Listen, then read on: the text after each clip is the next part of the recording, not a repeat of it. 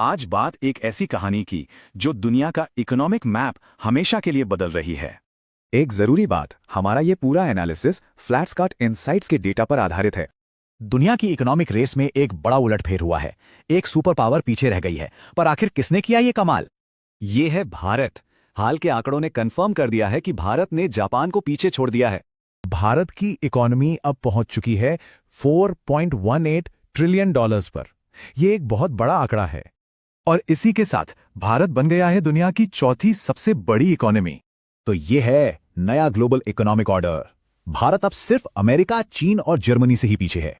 लेकिन कहानी सिर्फ साइज की नहीं, स्पीड की भी है। भारत दुनिया की सबसे तेजी से बढ़ती बड़ी इकोनॉमी भी है। तो सवाल यह है कि इस जबरदस्त ग्रोथ के पीछे का असली इंजन क्या है।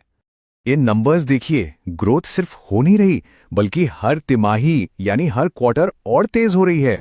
इसकी सबसे बड़ी वजह है मजबूत घरेलू मांग।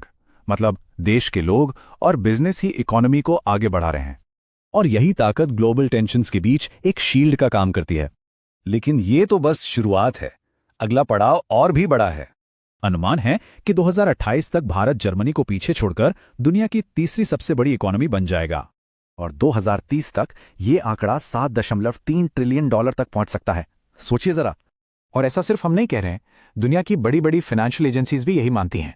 चाहे आरबीआई हो, वर्ल्ड बैंक हो या आईएमएफ, सब एक ही बात कह रहे हैं।